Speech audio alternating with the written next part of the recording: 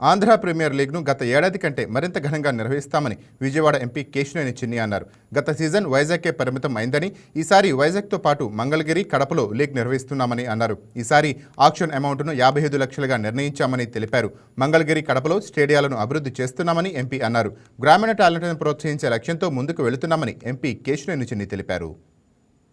Andhra cricket association తరఫున ఏపీఎల్ని ఆంధ్రప్రదేశ్ మొత్తం మీద వ్యాపించే విధంగా ప్రతి గ్రామీణ క్రీడాకారుడికి అవకాశం ఇచ్చే విధంగా కృషి చేస్తామని మీకు గతంలోనే చెప్పడం జరిగింది. అందులో భాగంగా మనం విజయవాడ అమరావతిలో ఉన్న మంగళగిరి స్టేడియంని గత 45 రోజుల్లో ఏ విధంగా విశాఖపట్నం స్టేడియాన్ని అభివృద్ధి చేశామో రాబోయే 2 నెలల సమయంలో మంగళగిరి స్టేడియంను అందుబాటులో తీసుకొస్తున్నాం.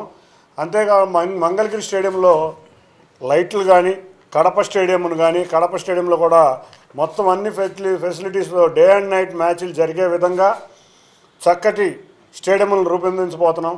ఆంధ్ర క్రికెట్ అసోసియేషన్ ఒకటే మేమందరం కూడా ఒక మాట అనుకున్నాం, ఆ మంగళగిరిని ఏపీఎల్ హెడ్ ఆఫీస్ కింద తీర్చిదిద్దాలని మేమందరం కూడా ఒక డెసిషన్లోకి వచ్చాం. తప్పకుండా ఏపీఎల్కు జరిగే అన్ని కార్యక్రమాలు మంగళగిరి స్టేడియం నుంచి ప్రారంభమవుతాయి. ఈ మంగళగిరి స్టేడియంలో మా గౌరవ కార్యదర్శి సానా సతీష్ గారు ఆధ్వర్యంలో రెనోవేషన్ చాలా త్వరగా జరుగుతుంది. సుమారు 50 రూములు వచ్చే విధంగా స్టేడియంలోనే అత్యాధునికంగా, అంటే రూముల్లో కూడా చక్కటి ఫెసిలిటీస్ ఉండే రూమ్స్ కూడా ఏర్పాటు చేయబోతున్నాం.